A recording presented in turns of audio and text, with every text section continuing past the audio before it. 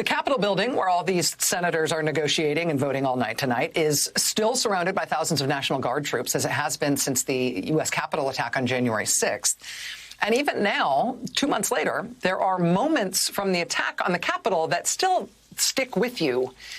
Certain rioters, certain things that they did on camera and on tape that get seared into your brain once you've seen them. This is one of those moments. A man in a very distinctive Stars and Stripes jacket with Trump emblazoned in big letters on the back. See the guy in the red, white, there you go, the flag jacket there? He steps up toward the Capitol Police guarding the doorway. He unloads a fire extinguisher at them at close range, and when the fire extinguisher appears to run out, he then chucks the fire extinguisher itself at the police. The police officers are under siege. He chucks it at them as hard as he can. There have been over 300 arrests connected to the Capitol attack on January 6th, but that guy is not among them. He's still at large. Despite that violent, deliberate attack on Capitol Police officers that day, that is caught on tape. But we now know who that guy is for sure. Thanks to reporters Ryan Riley and Jessalyn Cook at Huffington Post, they reached him by phone and got him to confirm, yeah, that was me. And today they published a story revealing who he is and how they found him with the help of a remarkable amateur citizen detective. They also revealed that that amateur detective who tracked this guy down has been trying to alert the FBI to this guy's identity and his whereabouts for over a month without any discernible result from the FBI's side.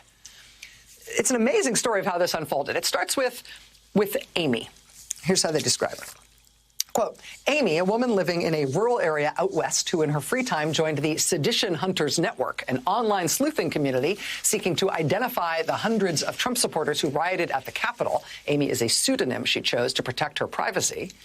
While those rioters were storming the Capitol, quote, Amy was homesick thousands of miles away. She'd contracted COVID-19 and was getting restless while recovering in isolation.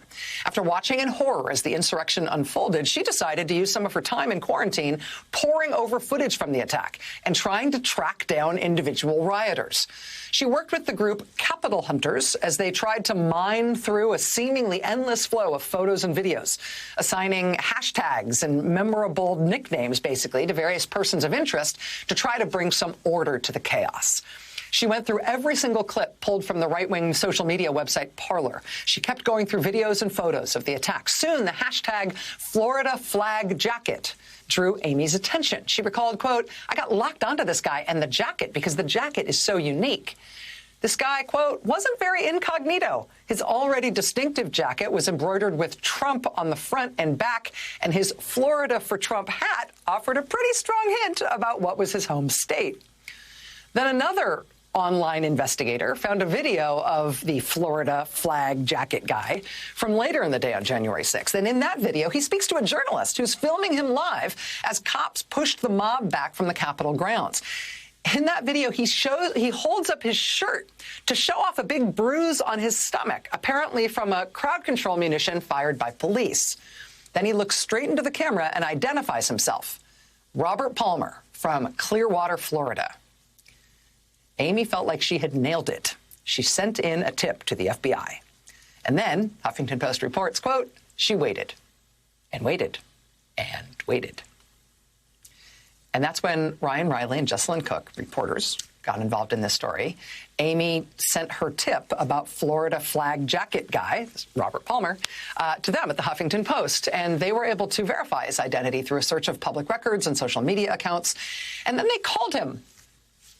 Quote, reached by phone late on Thursday afternoon, Palmer confirmed he was at the Capitol on January 6th and gave the live stream interview. He claimed he'd done nothing to justify being struck with that police munition and that the Biden administration was trying to vilify the patriots who were involved in the riot. Palmer continued, quote, I'm just going about it and letting them make the mistakes that they want and ruin the country as they want, and I'm just trying to live my life right now. He added that the jacket he wore, quote, wasn't anything I had made special. I just bought it in a store. Mr. Palmer seemed to grow increasingly anxious as the call continued. Quote, I'm just going to leave it like that. I'm not getting myself not deeper, because I didn't do anything wrong, but I'm not involving myself anymore. Quote, he hung up when Huffington Post asked him about the fire extinguisher. Yeah, the fire extinguisher that he threw at the police. I bet he did. And this, in fact, is not the first Capitol attacker that these reporters at HuffPo have tracked down. A week ago, they published a remarkable story identifying a man seen on video tasering a D.C. metropolitan officer in the neck. They identified him as Daniel Joseph Rodriguez, DJ Rodriguez from Fontana, California. That police officer, Mike Fanone, has memorably described his experience of being beaten and tasered by the Capitol mob. He was tasered enough that he suffered a mild heart attack. But Daniel Rodriguez, the guy that HuffPo identified as being one of his attackers, one of the people who tased him, is still at large. We know what his name is and where he is and have evidence that he did it, still at large. Ryan Riley and Jesselyn Cook report, quote, the FBI received tips about Rodriguez last month, including one from a man he assaulted on video at a Los Angeles area rally. But it wasn't until hours after a HuffPost interview to the Bureau for this story that the tipster heard from an FBI special agent with questions specifically about a man named Danny Rodriguez. So what's going on here? I mean, the FBI, we have seen as they have put out all these requests for information on Capitol rioters, these ongoing posts by the FBI Washington field office and the FBI full stop. They keep posting these images and zoomed in cropped photos on individual rioters and attackers asking the public, do you know who this person is? They really do that every day. They're these very visually striking notices when they put them out, even today. Today, the FBI Washington field office put out more of these today. These were just from today. This was yesterday. The FBI is seeking information from the public about people involved in various assaults on federal officers on January 6th. This was the day before that. New photo. FBI is seeking information from the public.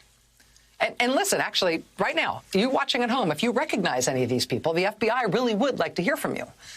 But it's worth asking questions now as to what exactly the FBI is going to do with that information once they get it, because in a few high-profile cases, it seems like these very credible tips and this journalistic work hasn't produced a law enforcement response. And Robert Palmer, Florida flag jacket guy, who is on video spraying a fire extinguisher at police officers and then hurling it at them, he's still at large. And as far as we can tell from this latest reporting, the FBI still has not gone and talked to him. And he is one of the people who the FBI put out calls for information on. Like, he's one of the people who the FBI put out one of these notices about. He's got a number in the FBI database in terms of which bad guy they're looking for. He's number 246. And still, after Amy, the tipster with COVID out west, after she sent this info to the FBI over a month ago. And even after the Huffington Post published this great reporting today, he is still at large and still considered by them to be a number. Hey, guy number 246 has been identified. And he says it's him. And we know where he lives and what his name is. He wouldn't be that hard to find now. It's phenomenal reporting. And it is this fascinating phenomenon of people who are civilians, you know, randos, random people who are crowdsourcing an effort to try to find the people who committed serious crimes, particularly violent crimes, on January 6th at the Capitol attack. But why are tipster Amy and Ryan Riley and Jesselyn Cook from HuffPo all over this guy, but law enforcement isn't? I mean, questions like that is, frankly, why it seems to me both wrong and weird now that the Justice Department isn't regularly briefing the public anymore on arrests and prosecutions and progress in the January 6th investigation. Remember, immediately after the Capitol attack, we were waiting for some sort of public law enforcement briefing and didn't get one for days.